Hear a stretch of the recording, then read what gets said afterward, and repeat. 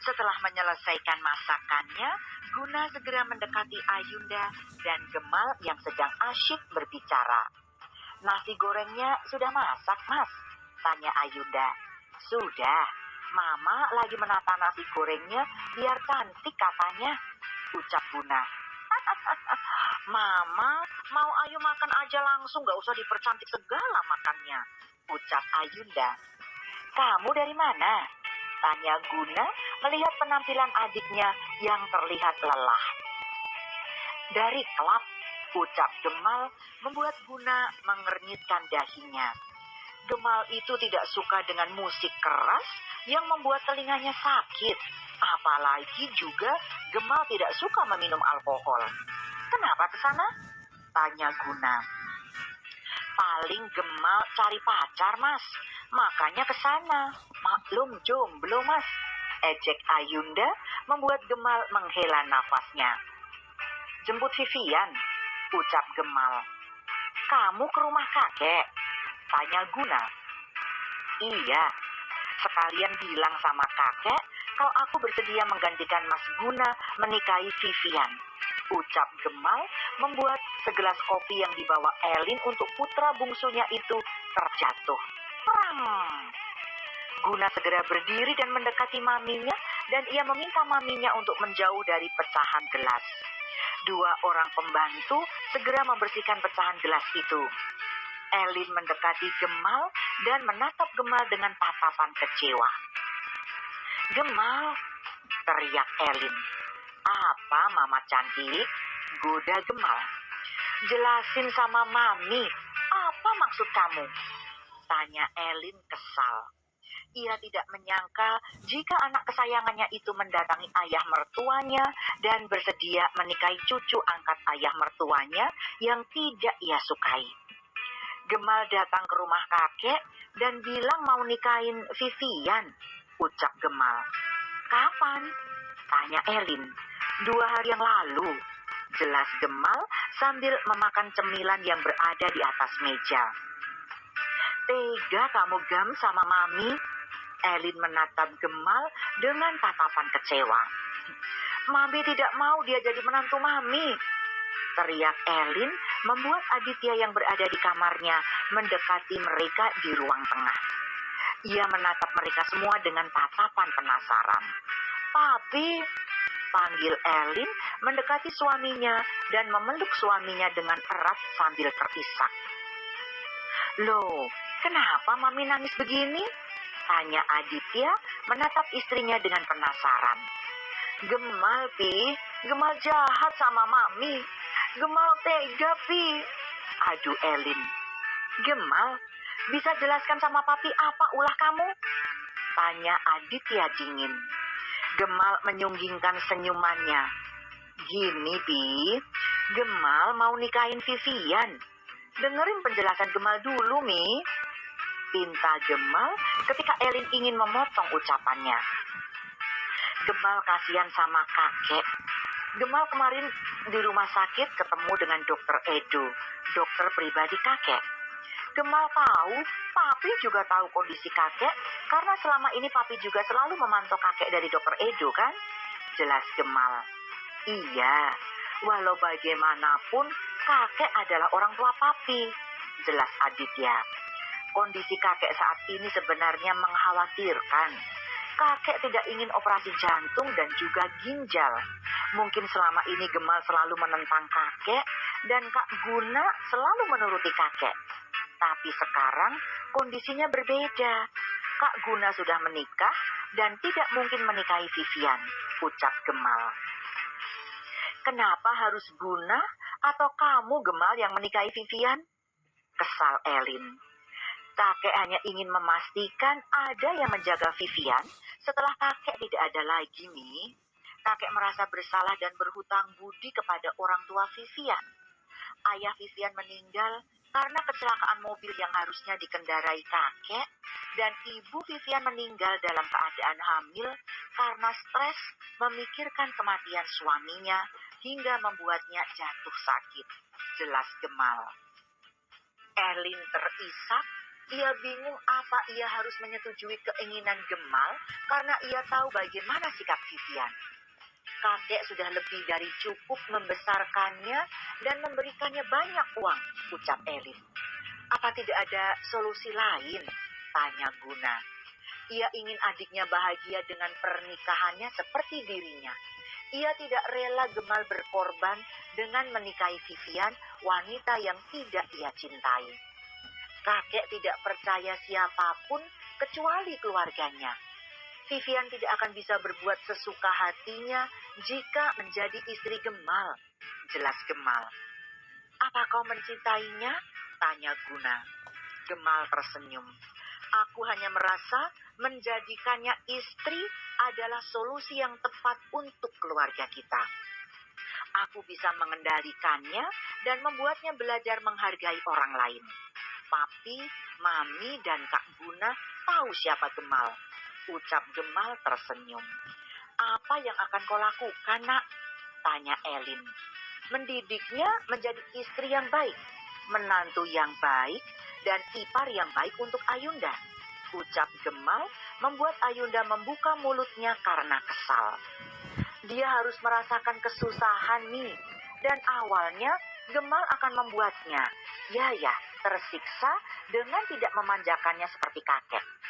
Jangankan uang yang banyak yang biasanya ia miliki, ia akan mendapat uang jika dia bekerja di rumah dan dia akan berhenti dari perusahaan untuk waktu yang tidak bisa ditentukan, ucap Gemal. Jadi, siapa yang akan membantu kakek menjaga perusahaan? Tanya Elin. Kak Guna akan kembali memegang perusahaan keluarga, ucap Gemal tersenyum penuh kemenangan membuat Guna menatap sinis pada Gemal. Sepertinya ada sesuatu yang tidak Gemal ceritakan tentang hubungannya dengan Vivian.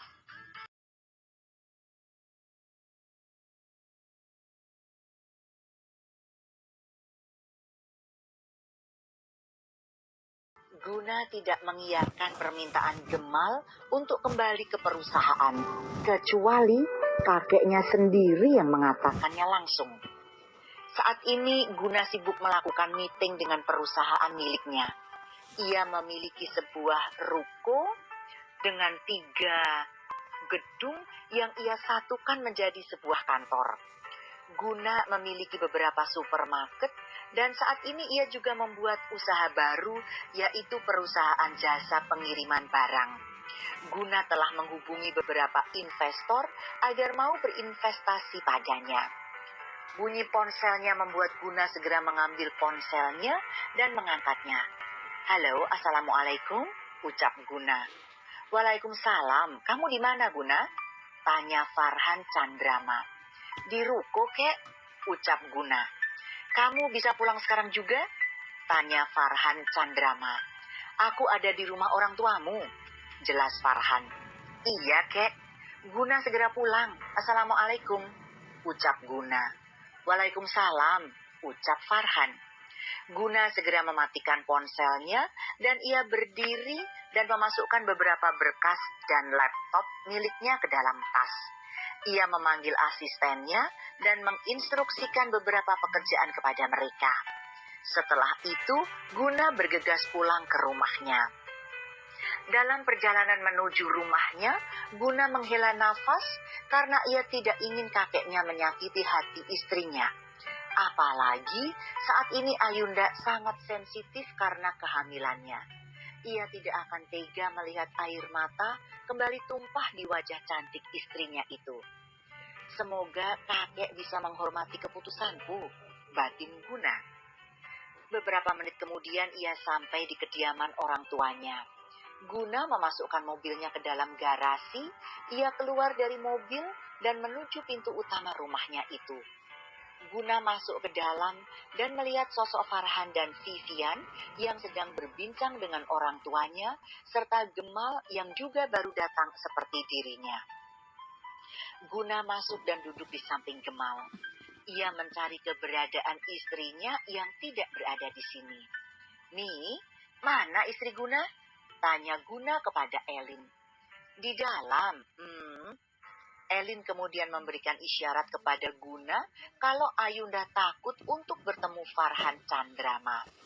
Farhan menghembuskan nafasnya. "Wajar jika istri kamu takut pada kakek," ucap Farhan. "Maafkan istri Guna, kek," ucap Guna sopan, membuat Gemal tertawa sinis karena inilah Guna menjadi kesayangan kakeknya. Karena selama ini Guna selalu menuruti keinginan Farhan. Guna memang sangat berbakti kepada orang tua dan kakek mereka. "Maaf, Pi, apa yang ingin Papi sampaikan hingga membuat kita berkumpul di sini?" tanya Aditya. Ia tadi pagi dihubungi Farhan yang memintanya untuk berkumpul di sini. Farhan menatap semua keluarganya dengan tatapan serius. Vivian yang berada di samping Farhan menundukkan kepalanya karena mau tidak mau, suka atau tidak, ia harus menuruti perintah Farhan. "Kakek sebelumnya menyesal dengan apa yang selama ini kakek lakukan hingga membuat kalian semua kecewa. Apalagi kakek sering bersikap semena-mena dengan kalian semua. Umur kakek sudah tidak lama lagi," ucap Farhan, membuat Elin meneteskan air matanya. "Pi, jangan bicara seperti itu. Elin juga minta maaf karena selama ini Elin bukanlah menantu yang baik, Pi," ucap Elin menatap Farhan dengan air mata yang berlinang.